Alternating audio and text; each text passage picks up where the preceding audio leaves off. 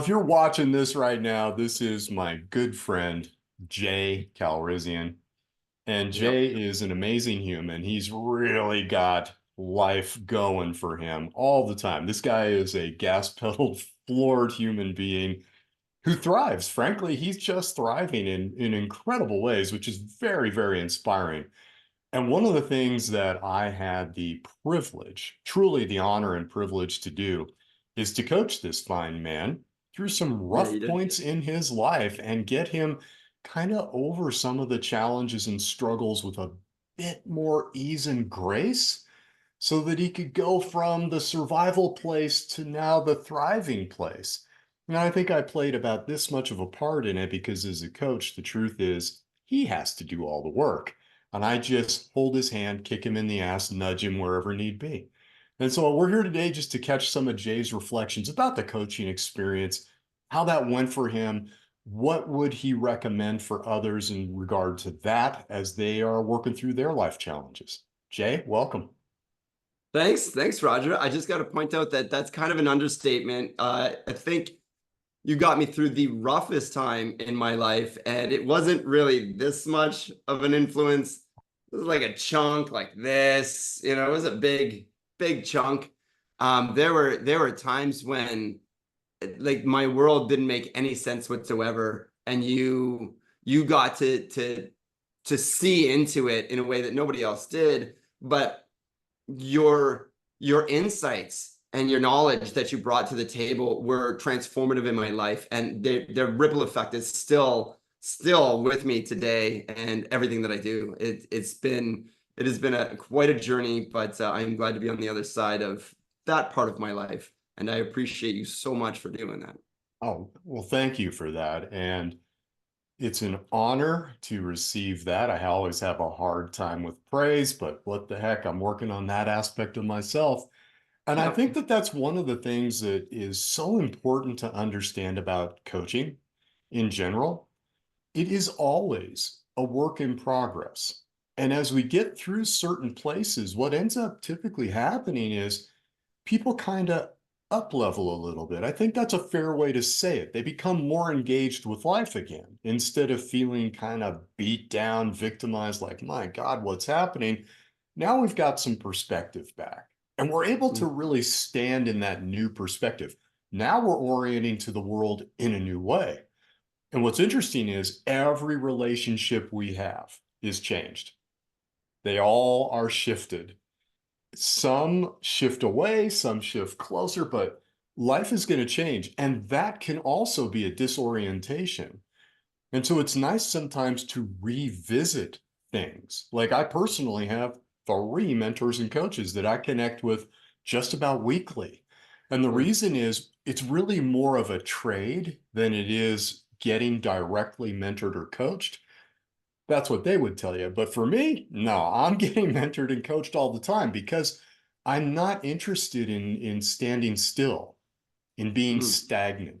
And that's one of the things I appreciate most about you is you are always challenging yourself with the next thing. It doesn't matter if it's as a dad of amazing boys or as a partner of amazing woman. It doesn't matter if it's business, you're always interested in the next level. And that means we're going to run out of our bandwidth and get into places where we're like, ooh, I'm not so sure about this. Can you speak to that idea of how it's cool to up level, practice, put it out into the real world, and then come back to reorient? Yeah, for sure. I think for me, it's a bunch of different levels there. Definitely because I'm a dad, because I've got two kids. I'm a single dad. I've got a 6-year-old and a 9-year-old. And when my world kind of blew up and I separated from my wife, I was a stay-at-home dad for 7 years, and I didn't know what my next move was. I had no idea where I was going to do or what career I was going to get into.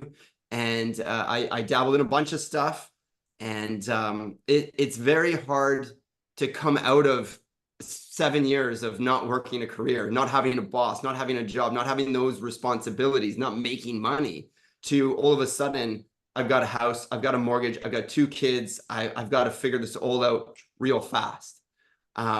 And it was chaos. My whole world was just chaos. So being able to have that reflection bounce back at me at regular meetings with Roger was super helpful, because I got to be like, who do I want to be? And we got to dive into all these things of where I needed to level up. What were the things that I had to focus on, and what were the toxic things that I had to shift away from? So it's not just about like, can I level up, but is this thing really affecting me in a way that it's not helping anybody, not helping me? And I don't drink anymore. I don't do any drugs. I don't smoke. I eat healthy. I work out. I'm happier than I've ever been. And I had to step into something that was really out of my wheelhouse. I went back to school. I had to get licensed. I'm going to be a real estate agent. And doing that was, I mean, I'm in my 40s and going back to school was like not even a concept 5 years ago. It was like not a chance. And showing my kids that, yeah, sometimes stuff happens and you've got to step up, and you've got to do some pivots, and you've got to shake it up a little bit and do some things that are really uncomfortable. And it's weird because in my circle of friends, I'm now the one that's kind of leading that charge. People are like, well, Jay's doing this, and people come to me for advice to do these things, and it happens all the time. Well, how do you get healthier? How are you in such good shape? Or how are you changing your career in your 40s?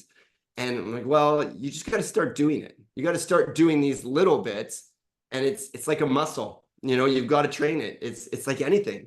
Practice, practice, practice. Practice being better at your diet. Practice being more in control and disciplined with your exercise. And all of a sudden, all these other things start getting easier. So it is, and it's really nice to have somebody that's done it before, that's shifted, that's pivoted, to kind of guide you through that. Your advice, not even advice, your actual practical, like, go do this thing and this will happen, was so important to me, because I couldn't make those decisions. But it was like, try it. Try doing this. Try some breathwork practices and see what that does for you. Go hit a heavy bag when you're really pissed off and see what that does for you. And it was those little tools that you gave me that I was like, oh yeah, this is effective. And still, I use these things constantly. I'll wake up and I'm like, oh, I got a big day. I'm going to do breath work for 15 minutes before I start this day.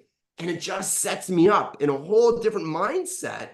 And that day is way better. I've got an ice bath in my backyard. I get in there, and it's a tool that I use. There's all these tools that I use that I've set up through the process of coaching that I know are effective for me. And it's not like I had to do it, but it was like an option. Try this, see what it does for you. Try this, see what it does for you. And I'm like, oh yeah, this is a good one. And now I use those tools, and I share them with my friends also. So it's such a good tool belt that I have, like a toolbox, like really a garage full of tools now that I have, that I can tap into and have that outcome that I'm looking for. It's very logical, and it's very effective when you set it up that way. It's a beautiful reflection, and there's two things in there that I think are just phenomenal. The first one is you're willing to try. And, I like to say that I'm going to throw a few spaghetti noodles on your wall, and if something sticks, that's terrific. And the idea is go experiment with that, because being told to do something, it's not so much going to really land as much as it is discovering something. It's like, Mm-hmm. well, give that a try, see what happens. Let's talk about it. Oh, that didn't work. It landed flat. Great. How about that other noodle? Now, that one was great. Right, because you're an individual. And as an individual, what works for you isn't necessarily going to work for others. And sometimes it does. And the other part of this that I love is that now people are looking to you and they're going, wait a minute. Jay was Mm-hmm. in the shitter a couple of years ago. What's he doing now? How in the world? Oh, Yeah. I've tried these things. You should try them too. And then by default, you become a leader. Whether you want to or not, it's part of the deal. When you up level yourself and people notice, they're going to ask you, what are you doing? And what a great honor to then be Yeah. able to share some of those reflections with people.